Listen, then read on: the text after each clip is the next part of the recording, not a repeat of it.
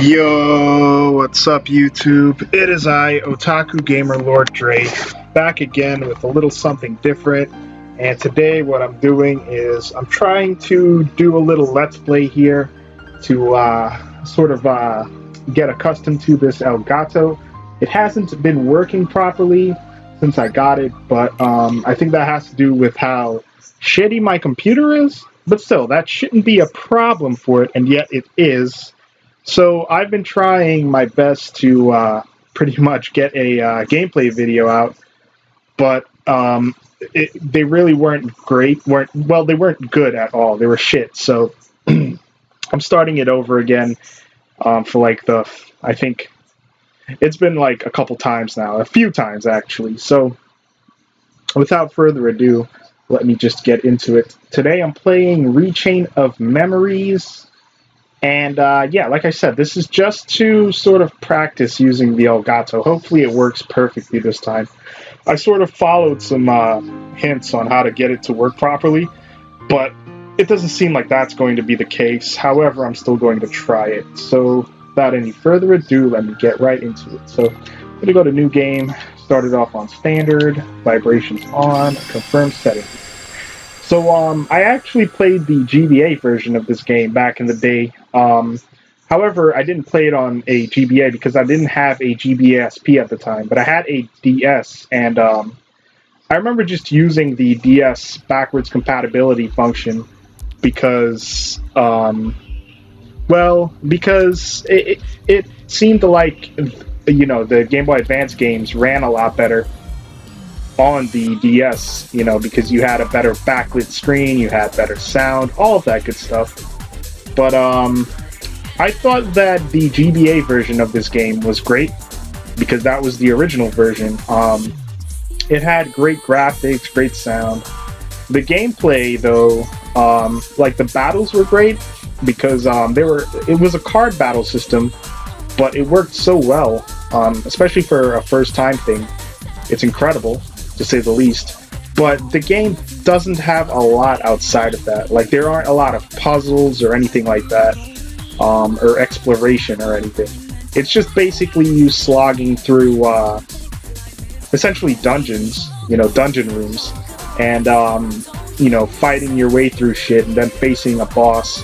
And the boss fights were great on the Game Boy Advance version. Now, I'm looking at this version, and this is the PS2 version.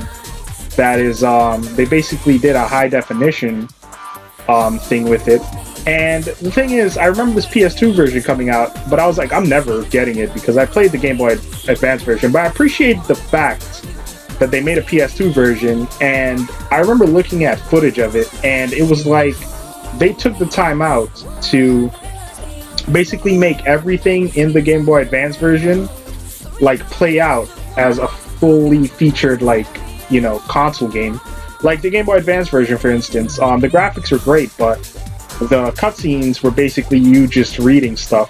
But for the PS2 version, they actually went out of their way to make a bunch of cutscenes and to make the gameplay work on a console. So I got massive amounts of respect for Square Enix to doing that when they didn't have to, really. So this is basically just my excuse to get back into it, because honestly I would not play this thing otherwise. It always seemed like a budget thing too. Like I think when it came out it was actually a reduced price or something like that, but I'm not too certain on that. But that being said, great job on Square Enix for actually making a fully featured console version, and then on top of that making an HD version of it to as a package with the original. So yeah, Rechain of Memories HD, here I go. So right off the bat, I think this is the cutscene from the Game Boy Advance version. I remember playing it thinking like, wow, they got like 3D graphics on the Game Boy Advance, but it obviously looks better here because it's an HD and it's a bigger console. But I still respected the fact that the Game Boy Advance had they had a scene like that on the Game Boy Advance. But I digress. Again, this is like my umpteenth time trying to record this, so I'm hoping all goes well. Like I literally had to downgrade everything on my computer just to be able to record it this time around, and hopefully it helps. It probably won't, but I'm just hoping that it does. I maybe forgot to downgrade like maybe one thing, but I can't find it, so as long as everything else is downgraded, well, why should that be a problem, right? Still, though, it's kind of an annoying thing when it doesn't work as well as it should, but I digress. Alright, so this castle here looks like Tartarus from Persona 3. So this is the entire cutscene, the opening cutscene that was in the Game Boy Advance version. So, here it is, Rechain of Memories, Square Enix. My favorite game publisher? / developers, I think. So I'm just gonna head into it. Yeah. I gotta give them massive amounts of respect for putting this thing out. I also hear tell that they're actually working on putting the HD collections on PS4. And that's, I think, to promote the release of 3, because 3 isn't going to happen until a while from now. But that's good. And also, it would be great if they, like, put it out on Xbox One. Because, you know, I noticed that the third game is going to be on Xbox One as well. So how would Xbox players who's never played this in the past be able to play it without knowing about it on Xbox, you know? So I don't know, I hope, you know, Square Enix is great with the HD collections. They don't skimp out and they give you more than you deserve. But if they could put this thing out on Xbox One, that would be great. And it makes a lot of sense too. But who's to say? But that being said, I think these kinds of games work really well on Xbox One, on Xbox consoles in general, but you don't see a lot of them on Xbox, which is kind of weird. I don't know if it's just like a, you know, a developer thing, like they're like, oh no, we gotta have it on PlayStation, but these games would work really well on Xbox, like really, really well. But I'm hoping, I think in the future, like that's definitely going to be a thing. If word gets out more and more about it. Because I think like these fantasy RPGs and fantasy JRPGs would work tremendously well on Xbox, you know? Only the fantasy stuff though, not like the, you know, but like Persona for instance. I don't think Persona would work really well on Xbox, so I would consider it stupid to ever see a Persona game on Xbox, considering you know how those games have always been. But I've seen a lot of stupid things in the past, so I wouldn't rule that out. But like Final Fantasy and, you know, all those other series that are fantasy, like Final Fantasy, the Tales of games, you know, what else? What else do they have? I think there's stuff from like I've never played them, but I guess the Italia games, like all those games would work really well on Xbox, but they never port them over.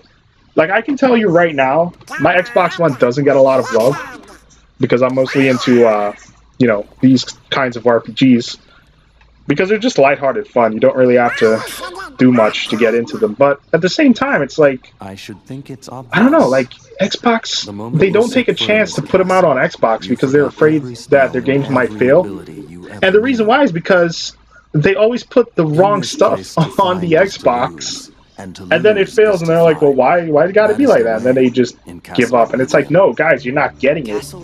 Like, it needs to be fantasy to work on Xbox. And the reason why, it might sound crazy, but the reason why is because of the Xbox's controller. Like, it has a whole, like, A, B, X, Y thing, you know? For PlayStation, PlayStation can play a wide range of games, because ever since it came out, it's had triangle, it's had symbols instead of letters or numbers, you know. So it's had like triangle, circle, X, and square. So that can play like, you know, that can work for like a bunch of international games, you know, any kind of game. But for Xbox, since they have the lettering, it's going to work for mostly Western games. So yeah, I don't know. These games can work really well, but the developers don't take a chance on the Xbox, and Xbox doesn't take a chance. So hopefully the future looks bright. I digress. Hopefully I get into some gameplay here. To reunite with so this is a card. I like the way the cards look. Like they make them look really well. And the cutscenes in general. This is going to be a fun time. This is going to be a fun time. Hold the card to open the door. The HD isn't bad either. A new world. So yeah, this game is all about card battling, and I love cards, like the way they look and stuff, but card battling games are sort of like, they're not looked upon really well, which I think is bad, because I think cards, like card games in video game form, work a lot better than they do in real life to me, because like certain games, like Magic the Gathering, for instance, when you have to summon like a bunch of creatures, you know, like, I can't imagine playing on a table with those things, you know? Like, there needs to be an easier way, but there isn't. But in video games, you know, you don't really need that. Oh, I just obtained a card. I think it was Traverse Time, it said. I didn't have enough time to read it, but I'm hoping that's what it says. Okay, and I'm hoping that this stream works as well. I mean, this recording, I should say. I've tried streaming, and that doesn't work for shit. You know? So, hopefully this recording works. I'm going to hurry this up. Select world. Left stick or directional button. Select card. You currently have only one world card. Excellent. So I'm going to press X on this. World card Traverse Town. Yeah, I like the look at that. It looks like the frame rate just got bumped up a notch because there's not a lot of shit going on. But yeah. The card battling system in here works phenomenally. Like, holy fuck. Like, I think more games can learn from this game about card battle systems. It just amazes me. Anyways, this can't be right. We're in Traverse Town. Hey, look up. Look behind you. What you see isn't real. You're kind of rapey. This town is an illusion created by your memories ingrained in that card. My memories?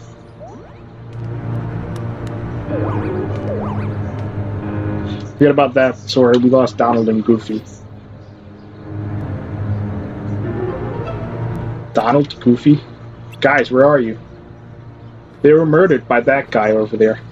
What did you do with them? He murdered them. They're at the mercy of the cards now. Master the cards and their strength will be yours again. Okay, so I have to fight this guy. This is actually a really cool introduction boss fight. The laws of this castle require that your friends be transformed into cards. If you value friends, don't fail to pick them up.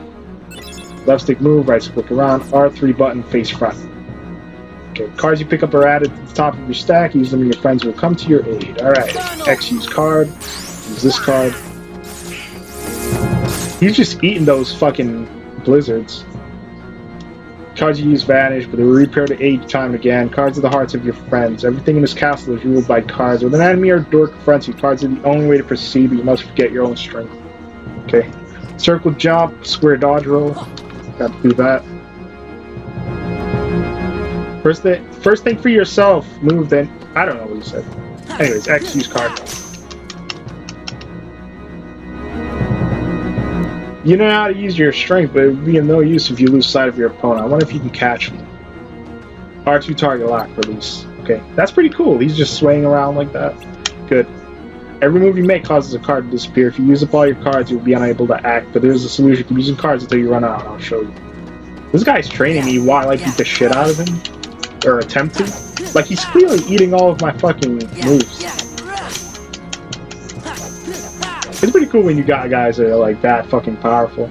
You have no more cards and without them no power. If you want that power back, you must focus. But the cards return to you and they will. Alright, you just hold it down. Reloading cards, D-pad up, quickly select reload card, hold X, reload cards. Got it. So I got my cards back. The strength of your heart brought back the lost cards. You recall spent cards at any time. You need only wish it. But each time you do, the cards will take longer to return. Cards are by no means unlimited. Use them wisely.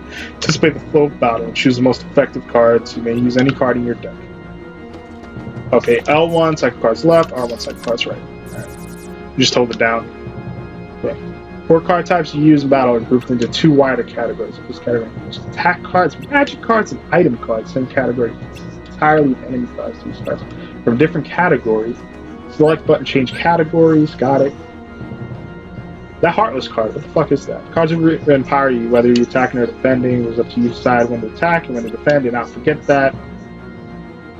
Okay, got it. Got it, bro. I bet this is fucking like Xemnas or who the fuck, Xehanort. I really don't know. I really don't know who the fuck this is. Alright, let's see what he says now. Oh, there they are. Are you two alright? We've been... You tell us when you opened the door we saw a strange light and the rest is just blank. Gee, that doesn't help. Try to remember what happened. I have to keep my journal up to date. Hey Donald, where'd I get the new clothes? Whack me too, Goofy. Somebody's been messing with our clothes. Could it be the cards again? That is for you to ponder. Pass the cards and make your way through the castle, but from here you walk alone. Alone? Can't let Sora go alone. Yeah, sir, can't do anything without our help. Thanks a lot, Donald. Yeah, shut the fuck up, Donald. Sure, you'll be okay? Of course. Donald is a fucking shit. You want me to go alone? Fine, I can take care of myself. The hero speaks boldly. Go then, the rest of the castle Oblivion awaits you. Walk the avenues of wait in memory, you shall meet someone dear to you. He just dipped out. He just pieced out on us, yo. I've got a bad feeling about this. Relax, Jiminy. I'm ready for any tricks he's got up his sleeve. How hard can it be to figure out these cards? All I have to do is use one in the front of that door there.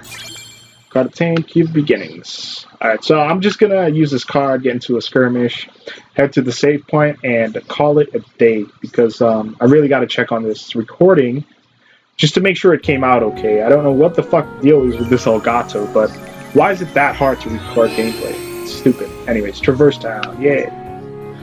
So I'm just gonna keep, you can perform following actions in the field: left stick move, right stick look around, R3 button face forward, X swing keyblade, circle jump, square dodge roll.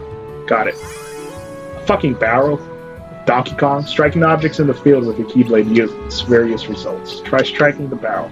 Conky Dong. Oh, I got a card. Okay. Card obtained. Blizzard. Nice. I got a Blizzard spell. DK. Donkey Kong. Anyways, marked objects can be lifted and thrown. Approach and press triangle. Lift. Okay. I keep whiffing this part, but hopefully I get it this time. I gotta get really, really close to this fucker. Touching Heartless on the field starts a battle. You can strike the Heartless first to gain the upper hands. X triangle threat. They want me to throw from there, but it always misses, so I'm gonna get really, really close. There we go. Kind of stunned it there. So now I'm gonna get into battle. It's battles.